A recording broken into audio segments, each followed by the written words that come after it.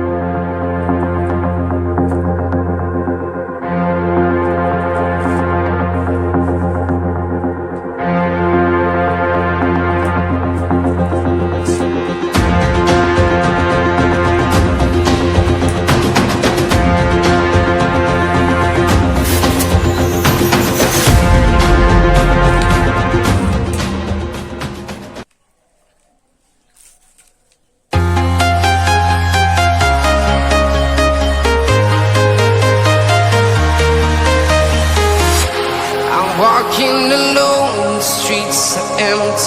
The only thing I can see is my own silhouette. I'm getting stronger, step by step. The clock is ticking, but there's no time for me. I've been flying